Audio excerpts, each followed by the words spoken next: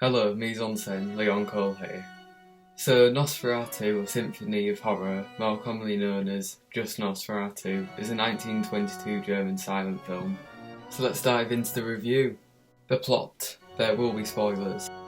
In the town of Wisburg, estate agent Mr. Knock is pleased to receive a commission from Count Orlok to find a house for him. He dispatches his young assistant, Hutter, to Orlok's castle in the far-off Carpathians. He tells Hunter to get him to buy the vacant house just opposite Hutter's own. Though Ellen, Hutter's wife, is rather dismayed and unnerved by this idea, Hutter is sold. Ellen will be left behind in the trusted hands of friends while he is gone for just the few months it will take to get to Orlok's home and back again. As he nears the castle, he stops for a meal in a tavern and casually mentions his destination. At the very mention of the Count's name, however, he is warned to turn back and head home and never lay eyes on Orlok. Dismissing the warnings as supernatural gobbledygook, Hutter heads forward to his meeting. Upon leaving the tavern, however, a wolf appears and spooks the horses driving the carriage Hutter was in, thus forced to spend the night in the tavern. Hutter comes across a volume with the rather forbidding title, The Book of Vampires. He immediately opens to a passage warning that it is not always possible to recognise dangerous beasts when they appear. Spooked, he nevertheless laughs away his anxiety, determined to find someone who will take him to Orlok.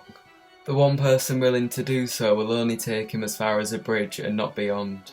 Once he crosses the bridge, a carriage moving at an alarming speed arrives to meet him. When he arrives at the castle, however, nobody is there to greet him. He walks in and the doors mysteriously close behind him. Finally, he comes face to face with Count Orlok. While dining that evening, Hutter accidentally wounds himself with a knife and Orlok rapidly moves to lick the blood away from his finger, muttering, "Your precious blood," as he does so. Now Hutter is truly and genuinely spooked, but he spends the evening in discourse by the fire with the Count until he falls asleep. When he awakens to discover two small bite marks on his neck, he assumes he has been victim of a mosquito. The very next day the real estate transaction closes. Purely by accident, Orlok gets a glimpse of Ellen in a picture Hutter carries and he observes that she has a beautiful neck. Back home, Ellen mysteriously begins to fall under the sway of the Count. She begins sleepwalking and at one point wakes up from a nightmare in which Hutter seems to be caught in a losing battle with Orlok. The very next day, Hutter discovers the coffin Orlok sleeps in and cowers submissively before it. By nightfall, Orlok is setting off for his new home aboard a carriage equipped with an abundance of coffins. The coffins make their way to a ship and the ship makes its way to the village of Wisburg where Orlok's new purchased home awaits. During the journey, everyone aboard the ship falls victim to Orlok's need for blood. Meanwhile, Hutter is trying to make it back to Wisburg by horse before Orlok gets there first. Ellen has by this point completely fallen under the spell of the vampire. When the ship arrives on land, Orlok is forced to carry his remaining coffin to his new home. Hutter manages to make it home just as Orlok is arriving, and he takes Ellen into his embrace. The touch of her beloved gives her a newfound sense of safety. The death and devastation revealed upon the ship which brought Orlok to town are taken by the villagers to pretend the arrival of the plague. A view confirmed when the death toll of the town begins building immediately and grows with each passing day. Infected people are forced to stay in their homes. I wonder why that's familiar. The real estate agent, Mr. Knock, who has meanwhile been imprisoned on charges related to lack of sanity, escapes when he kills his guard and is subsequently chased through the streets of Wisburg by the increasingly anxious townspeople. When Ellen starts to complain about being sick, Hutter leaves to retrieve Dr. Sievers, but while he is gone, Count Orlok enters Ellen's room. Just as he is about to sink his fangs into her neck, however, the rooster crows and the sun rises. When the rays of the sun make contact with the vampire, he vaporizes into nothingness and finally forever dies. The end. Okay, so let's get into some background info. The German film was shot in 1921 and released in 1922, and as you know, it was loosely based on Bram Stoker's Dracula. The important word is loosely, because the filmmakers of Nosferatu never got the rights for Bram Stoker's Dracula to make a Dracula-like character in the film. Stoker's descendants, however, took the film to court, saying that it mirrored Dracula too closely. Stoker's descendants won the case and all copies were supposed to be destroyed. However, because the film is a silent film, meaning you don't need to understand German to watch the film, so the film reels got copied by international viewers, and that's why the film completely isn't lost 100 years later.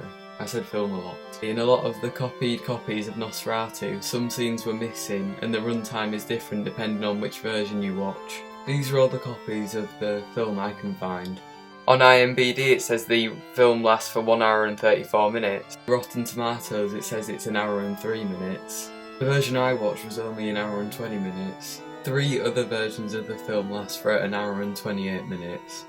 Another lasts for 1 hour and 31 minutes. And then last but not least, the Spanish version lasting for 1 hour and 35 minutes. So yeah, pretty scattered piece of film. As I said before, I watched 1 hour and 20 minute version which is on YouTube. So to put it shortly, I love the film. Let's start with the positives. The actor who plays Nosferatu portrays him excellently. He only blinks twice in the whole film, which adds a lot of tension in the scenes he's in. This truly gives Nosferatu a presence on screen. There is this one quite creepy scene where Nosferatu is just standing there in his castle, in silence, and it's scary.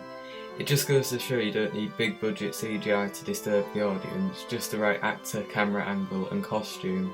The filming locations are unique and something you don't see every day. It was filmed in the Czech Republic, Slovakia, Germany, the Netherlands and even a little bit in Mexico. Nosferatu's castle in particular was a very standing out location in the film. That was filmed at Orva Castle in Slovakia, a very good choice of castle. Let's move on to the mediocres of the film. The actors portraying Hutter and Ellen are good, but nothing too special, as well as the rest of the supporting cast. Good but not spectacular. I suppose in the early 1920s actors are fairly new to film, so it'll be a different environment for them to be in front of a camera instead of in front of an audience at a theatre. So I've let it slide and put it in the mediocre and not the negative. Some scenes were shot in a studio and you can tell it was filmed there. Nosferatu's house is just cardboard in one of the scenes. However, up until the late 1990s you've been able to tell if something was shot in a studio or not. So I've let it slide and put it in the mediocre and not the negative. Another thing is that I feel as if the soundtrack doesn't match what's going on in the film, and that it was just slapped onto the version I watched so that it wouldn't be silenced for nearly 1.5 hours. I did some research and found that the soundtrack was different to another remastered version of the film, and I found out that the original score is mostly lost because of Stoker's descendants taking Nosferatu to court, so other people have created many scores to the film. I'm not sure if the version I watched was the actual soundtrack of the film or just background music. Either way, the music by itself was great, but when matched with the movie it seemed a bit delayed. I'll show you what I mean.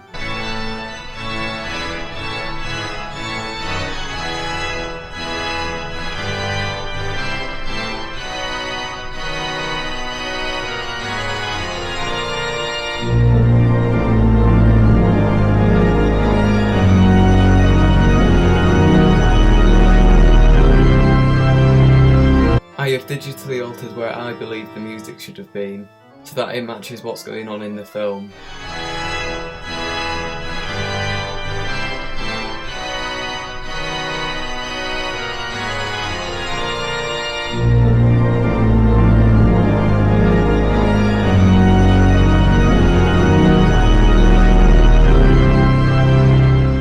So basically what's happening in the scene is that people are getting told to stay in their houses because of the plague brought by Nosferatu, which as we all know is a negative thing. So the clashing sound should be with the people closing their windows, because it's a bad thing for people in the town of Wisberg. That's how I interpret it anyway. So I don't know why the announcement theme carries on playing when people are closing their windows. A bit late on in the scene, isn't it? The reason why I put it in mediocre is because I simply do not know if that was the soundtrack or just background music. Let's get into the negatives. I don't know if you've noticed while watching the clips of the movie is that there are different tints to the picture. One red, one brown, one blue. I find it annoying and distracting. I presume the reason why there are 3 different tints is because it was filmed on different cameras. Imagine if this YouTube video had 3 different tints to it. That change for no reason whatsoever. It's annoying, isn't it? I'll stop now. Other remastered versions have fixed this, but you shouldn't have to rely on technology a century later to fix your cinematography. And another thing about the picture, not all the time, but quite a few times there are these like vignettes in the picture which aren't supposed to be there. It's quite jarring and in the way of the film. Remastered versions have fixed this, but again, you shouldn't have to rely on a century later's technologies just to fix your film. The plot was great, except for Nosferatu dying. Why would he deliberately stand in the sun? He should have gone. Is the sun up? I can't tell. I wonder if I'm able to see my cardboard house from here. The sun. Better move back into the shade where I'm safe. Ah, that's better. That but a bit less pathetic. And then he could have stayed there all day until it was night time. Like, you'd think he'd be a bit more cautious about the sun. I would have thought that Nosferatu would have been a bit more smarter about that. If he knows he's going to die by the sun, then why walk into it? Deliberately. After all the nitpicky negatives, I still think Nosferatu is a really good film. It truly defines how cinema is art. I strongly recommend the film. Even if you don't like horror films, it's still worth a watch. The majority of the effects still hold up despite it being nearly 100 years old. To my surprise, it still gets the odd reference and nod here and there in modern day. I walked into HMV last February and I saw a Nosferatu action figure for sale. I dare say that Nosferatu was my favourite horror film. I definitely prefer Nosferatu to Dracula. So yeah, that's it.